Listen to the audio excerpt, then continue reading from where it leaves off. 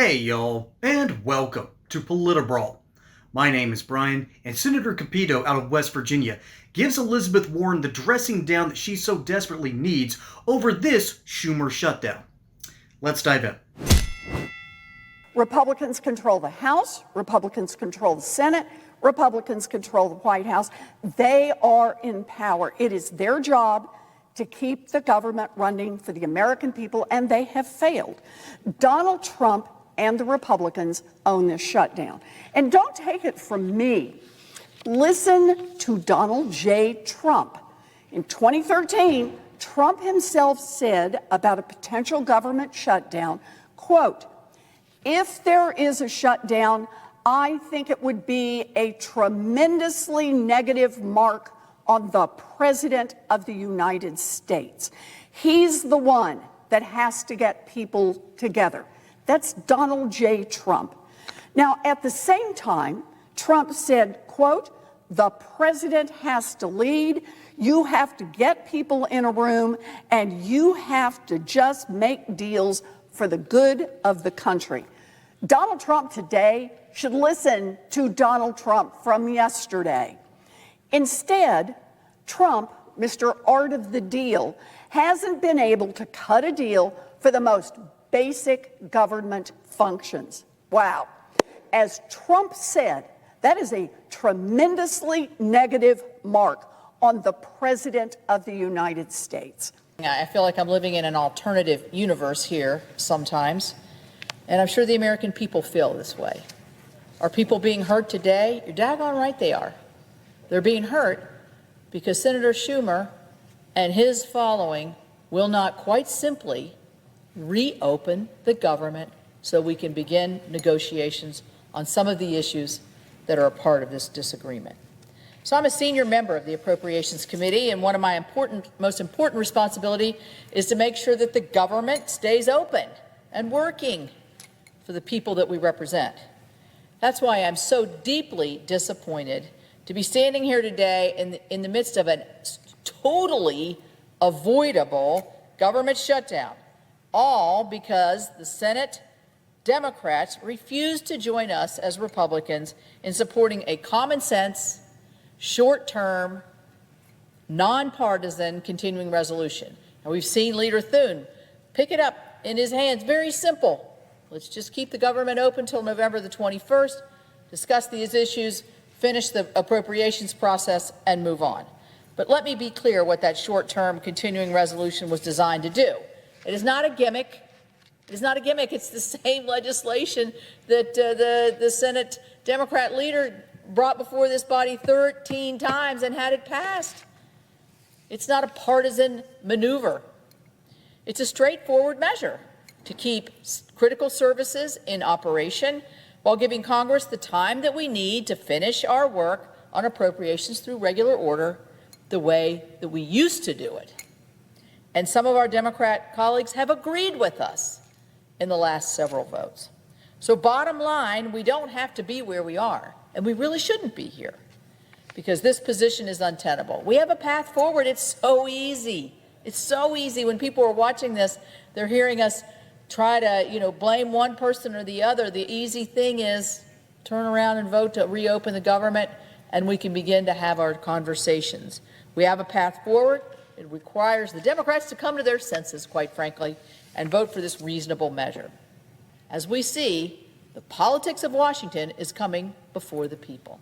And as Leader Thune has indicated, we will continue bringing forward opportunities for the Democrats to join us in reopening the government. We'll keep voting to do the right thing and give them a chance to do the same. The American people expect Congress to be responsible stewards of their tax dollars. I know that's what my constituents in my home state of West Virginia want me to do. They expect us to keep the government functioning. I can't even believe I'm having to even say this, because it's just such a given. They want the government open while we debate our differences. That's what we're supposed to be doing. We're supposed to be debating, not shutting down the government. And that's what the Republican CR would have allowed us to do.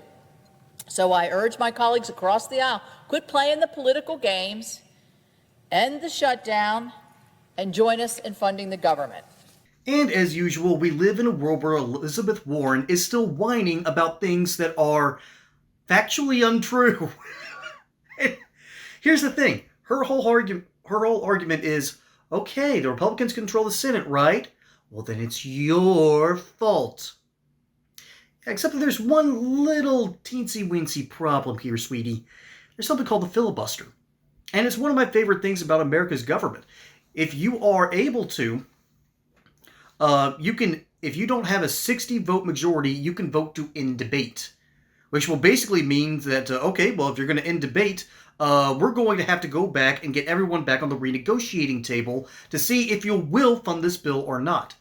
3 Democrats crossed the line and said, we're going to try and help you, but you need 4 more. 3 Democrats tried to do the right thing and keep the government open and make sure that we are removing the amount of sheer waste that we have been spending on, yes, as it turns out, healthcare for illegal migrants, healthcare for people that do not need Medicare, and healthcare for people who, again, there's 2 kinds of people that don't need Medicare. People who are actually able to work, they don't need the full benefits, okay, they don't need it, and then people who make enough money to where they don't have to afford it. If you're 64 years or older, you probably want to listen to this one. The Department of Justice just went after 3 of the biggest Medicare providers, all for claiming that they were unbiased, while allegedly steering seniors into plans that provided them the best kickbacks. This just goes to show you can't trust any old Medicare provider to have your back. But navigating Medicare alone, that can be a total nightmare. That's why I want you to know about Chapter. They flip the script on the system by comparing every Medicare plan, not just the ones that give them the highest kickbacks. That's how they help people save, on average, $1,100 per year. If your plan's already the right fit, they'll tell you. And if there's a better plan out there, they'll help you switch. So if you're ready to fight against a rigged system, call Chapter today and get advice from people in your corner. Okay, that whole thing, Medicare is supposed to be for the poor, for the people who are in a tough spot, not for people who are making over, $125,000? That's the number right now they tried to agree upon? Man, you'd think Elizabeth Warren would care about that since, she's from more the healthcare side. She would love the pharmaceutical companies making a few more dollars, right? Right? That is some of her motivations, but no. The motivations this time are inherently political. Here's why. This was taken from earlier this year. This is from Politico. Democrats across the ideological spectrum have sharply criticized Minority Leader Chuck Schumer's decision Friday to break a filibuster and advance the Republican-backed stopgap funding bill, illustrating a growing divide both across the 2 congressional chambers and intergenerationally. People like AOC are eating this up because it's giving more ammunition to the loony left wing that you can fight Trump harder, right? Americans, we're not dumb. The Democrats have treated us like we're dumb because that is their default setting. Oh, by the way, I was doing a little bit more research. The Republicans have never once in the past 100 years had a filibuster-proof majority. Not once. The Democrats have had it 4 times. Once in the 30s after a couple of Republicans, let's be honest, Herbert Hoover didn't really screw a whole lot up, but the Smoot-Hawley tariff turned what was a depression into a Great Depression. And that shut down the entire money system that was going off in Europe, and that's why so much chaos happened immediately afterwards. Then again in the 60s, all right, under LBJ, the Democrats briefly had a supermajority over 60. Then again in the 70s, at the end of Ford's term and into Carter's, and then briefly for 2 years under Barack Obama. What do those 4 presidents have in common? They're some of the most hated presidents in the modern day. Now, everyone loves FDR, but the reality is he nearly destroyed our own Constitution and system in order to help Americans. Noble, but stupid. A lot of his policies were really, really dumb. Now, there were a handful that worked really, really well. When they worked, we keep them. When they haven't, we've kicked them to the curb or really had to upgrade from them. And so, it's funny that when Democrats have this weird majority, politics gets even weirder. We don't seem to have this when Republicans are at least mostly in charge. And see, that